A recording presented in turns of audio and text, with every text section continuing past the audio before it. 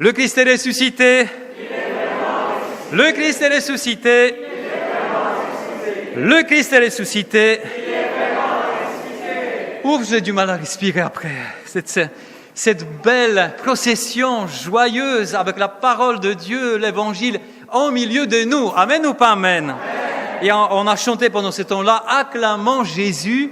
Ah ben, c'est Jésus, hein. La parole, c'est Jésus. D'ailleurs, je vous fais une super page de publicité. Prenez un truc comme ça, ou un truc petit comme ça. En tout cas, prenez la parole de Dieu, parce que certainement, vous allez vous dire, mais je sais pas, qu'est-ce que le père Robert a bu ce matin en petit déjeuner?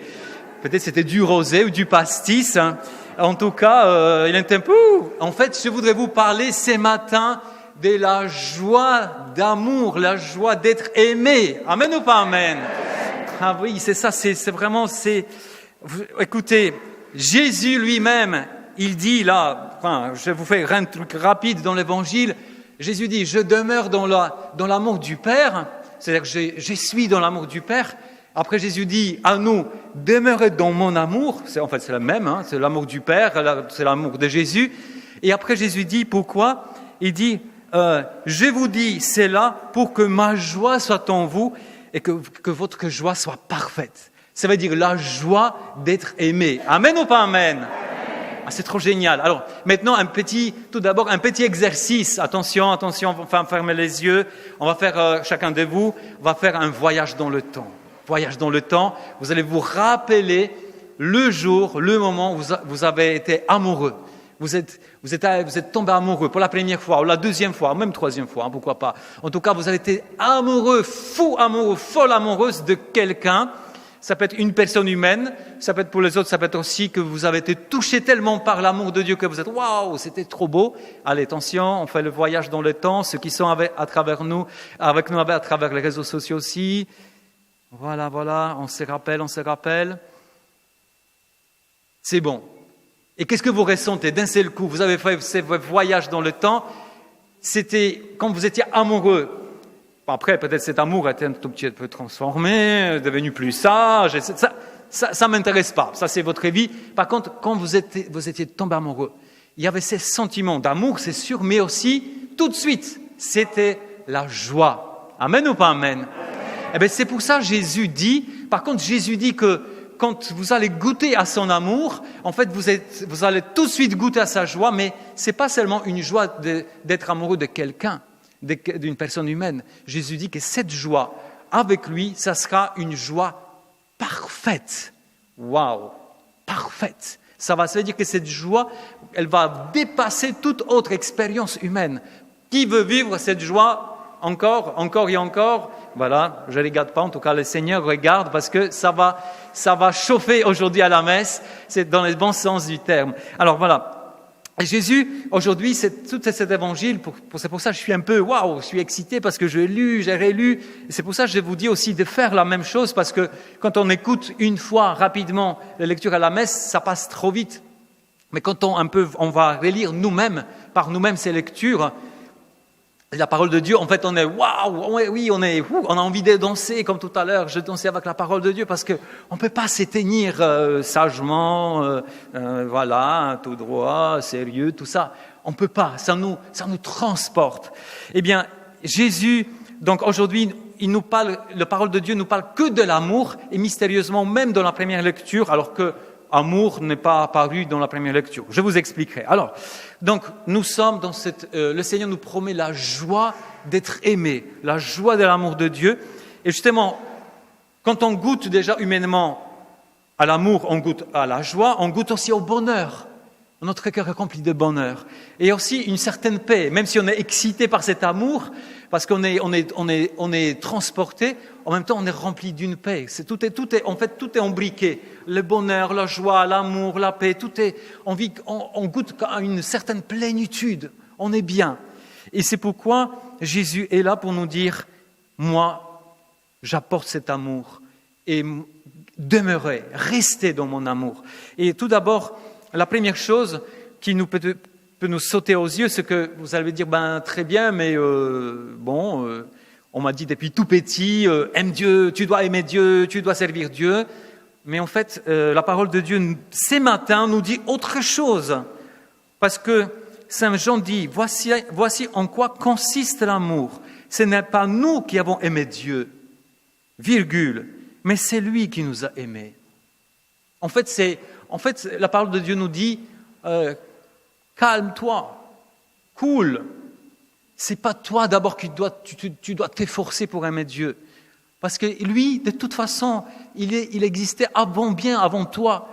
De toute façon, avant même que tu puisses dire Jésus, viens dans ma vie ou Jésus, je t'aime, il t'a déjà aimé.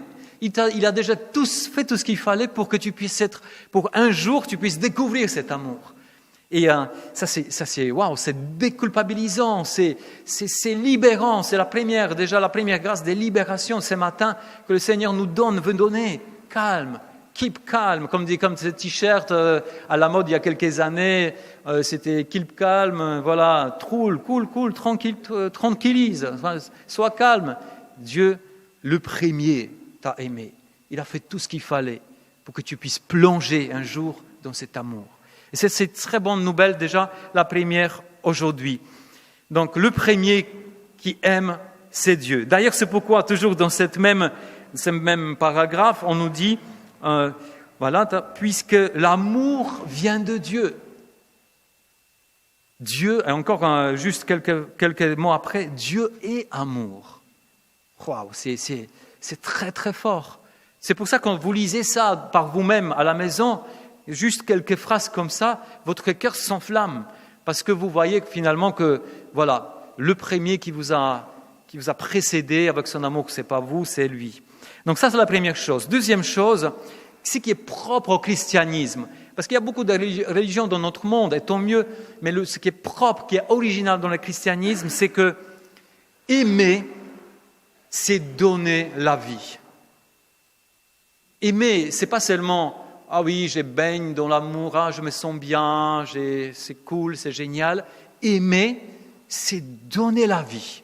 C'est automatique. C'est un mouvement qui sort du cœur de là et qui sort à l'extérieur. Et c'est en fait c'est donner la vie. Pourquoi ? Regardez ça. Dieu a envoyé. De quelle manière cet amour justement merveilleux ? De quelle manière il s'est manifesté cet amour ? C'est-à-dire, de quelle manière il s'est rendu visible ? Eh bien, c'est là. Dieu a envoyé son Fils unique dans le monde pour que nous vivions par lui. En fait, Jésus nous aime tellement qu'il nous donne la vie. Parfois, il nous donne la vie, parfois il libère la vie parce qu'elle est abîmée en nous. Et hier, on a fait une super rando-messe dans les montagnes de l'Estérel. On s'est bien fatigué. J'avais vraiment peur qu'il y aura beaucoup de monde ici, de marcheurs là, qui ne pourront plus marcher du tout. Là. Quand je me suis dit dans l'église ce matin, je vais le voir complètement. Je ne peux plus, mes jambes. Mais en fait, non, ça va très très bien. Il n'y a pas de souci.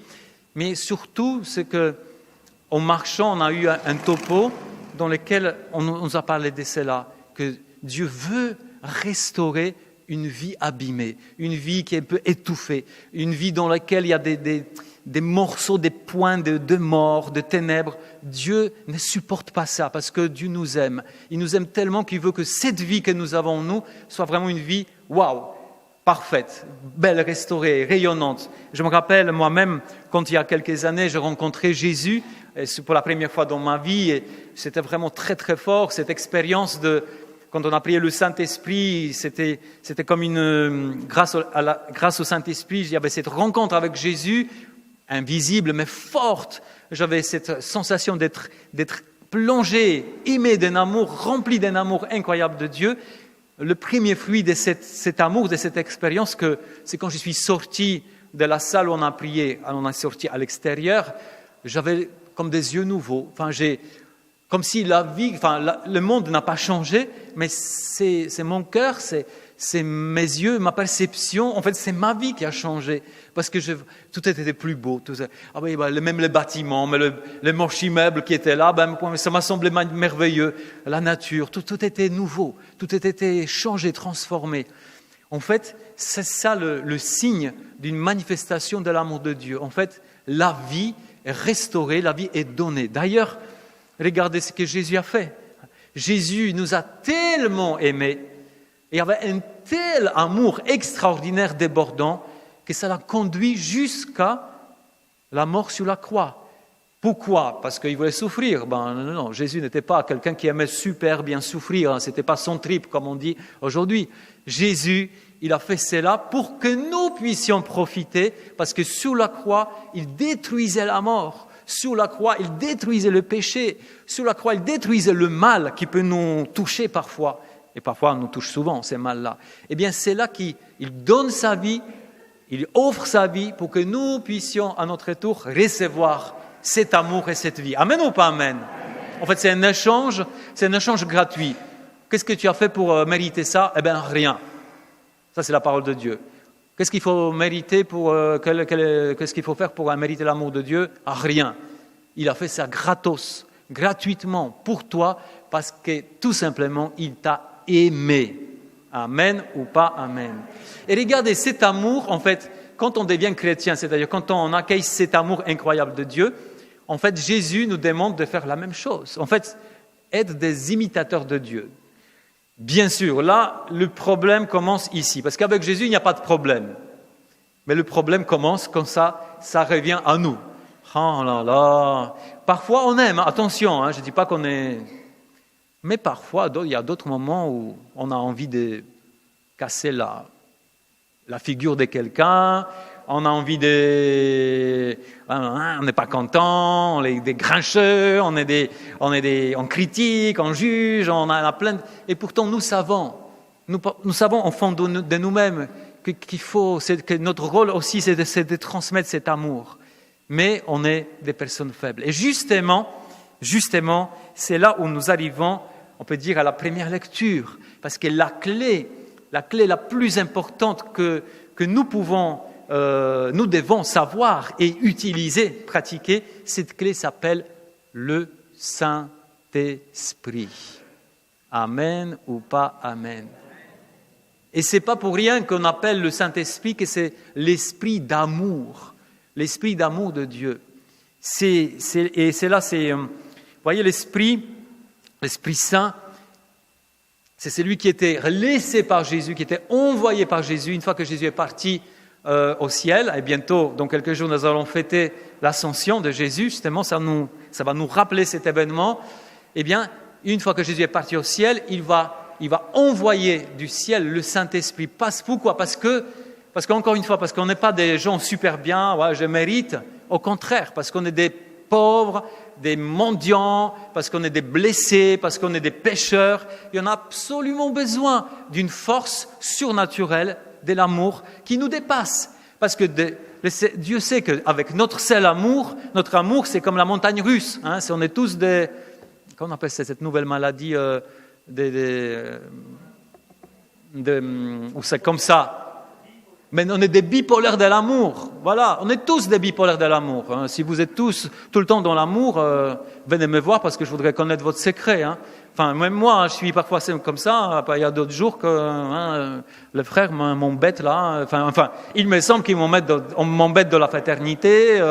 Voilà, j'ai pas envie de le voir, de leur parler, tout. Parce qu'on est tous des bipolaires de l'amour. Mais justement, pour enlever cette bipolarité, en tout cas le bas à chaque fois, là, la montagne russe, le Seigneur nous envoie le Saint-Esprit de Dieu, l'Esprit d'amour. D'ailleurs, regardez, il y a déjà dans l'Ancien Testament, il y avait le prophète Joël qui nous a dit quelque chose de très important. Il nous a dit qu'un jour viendra où cet Esprit Saint, là, lui, il sera répandu, que Dieu va répandre son Esprit sur toute chair. Et qu'est-ce qu'il dit ces prophètes? C'est là, enfin, que nous connaîtrons Dieu, nous connaîtrons aussi son amour et nous serons dans la joie. C'est la promesse de Dieu. Et cette promesse de l'Ancien Testament, en fait, était accomplie justement le jour de la Pentecôte. Et on nous dit que le jour de la Pentecôte, tous les disciples de Jésus qui étaient là, rassemblés dans la prière, tous, ils étaient remplis d'Esprit Saint. En fait, puisque nous savons que l'Esprit Saint, c'est un esprit d'amour, on peut très bien dire qu'ils tous furent remplis de l'amour de Dieu. C'est la même chose. Tout le monde, le jour de la Pentecôte. Et nous allons bientôt vers la fête de la Pentecôte. On va se rappeler, on va revivre spirituellement cet événement. Ils étaient aussi comme ivres. Pas seulement remplis d'Esprit Saint, mais comme ivres. Les gens qui les regardaient, comme vous m'avez peut-être tout à l'heure regardé avec la Bible là, qui j'ai dansé au milieu de vous, on disait, mon père, il a bien bu quelque chose. Et en fait, non, j'ai rien bu, j'ai bu du thé, bon, avec du sucre si vous voulez, voilà, si vous voulez des détails, mais pas plus que ça.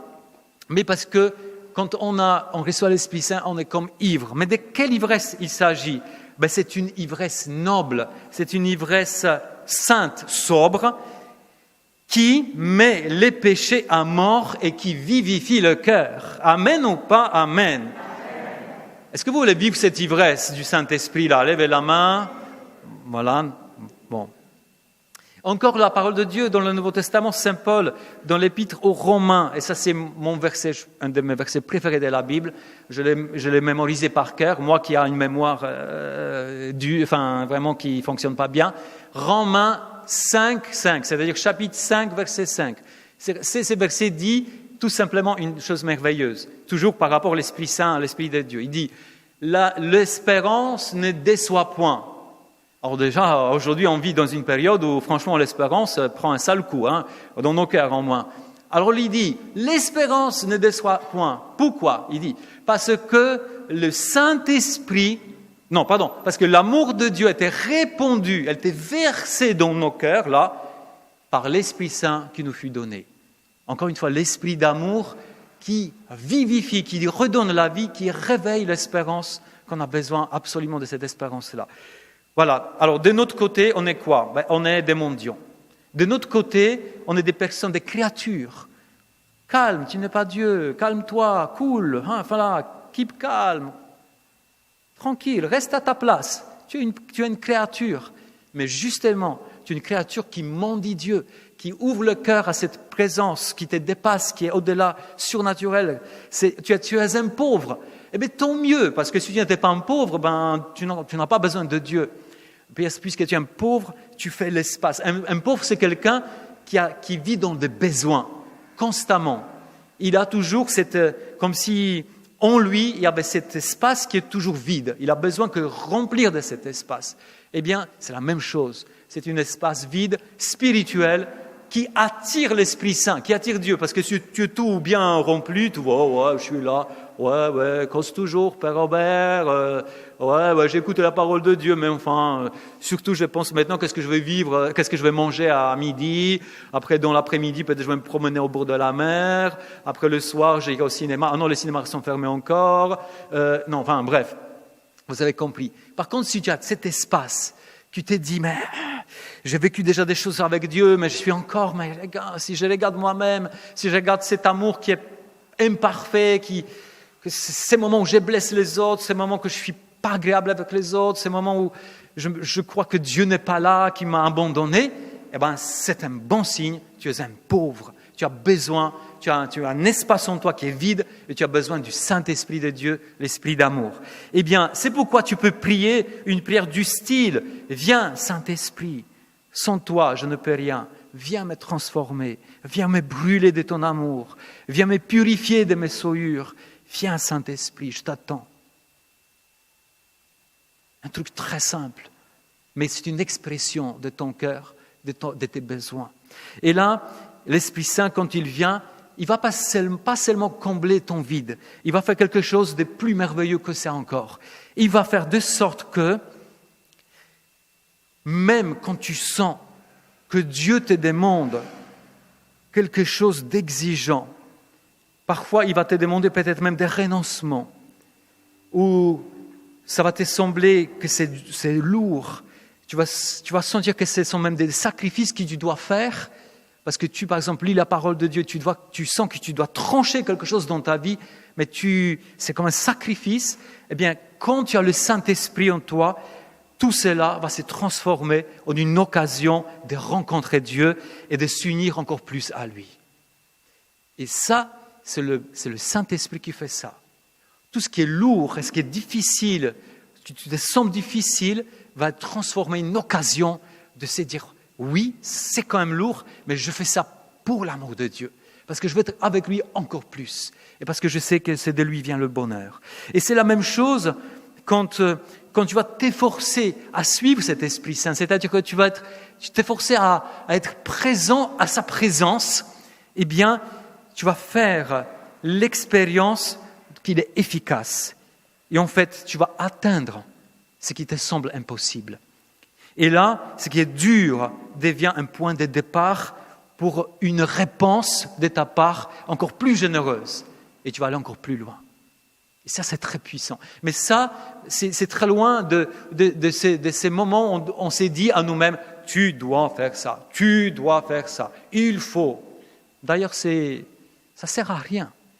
Par contre, quand tu es touché, rempli par l'esprit d'amour, en fait, c'est toi, tu vas aller de ton cœur, de toi-même, tu t'es dit, il faut que j'aille plus loin. Je connais Jésus depuis 20 ans, 30 ans, je suis avec lui depuis 50 ans, je sais que je dois aller encore plus loin. Je sais qu'il y a encore des choses à découvrir avec lui et le Seigneur est là.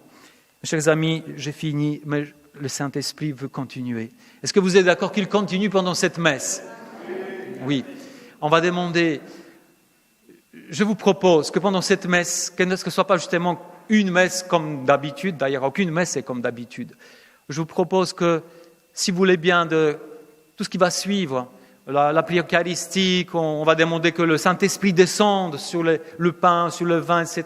Tout moment maintenant, profitez de tout moment dans la messe, de la prière de notre Père, de la communion, de la post-communion, vous allez vous asseoir, profitez de tout moment pour inviter l'Esprit Saint, qu'il vienne vraiment avec son amour, son brûlant amour, pour que nous puissions ressortir de cette Église tout joyeux, dans la joie d'être aimé et transformé. Et moi, je déjà vois de mes yeux, je vois ce que le Saint-Esprit est capable de faire, et je vois déjà, en vous regardant, je vois déjà ce qu'il est capable de faire avec votre vie et de votre cœur. Amen.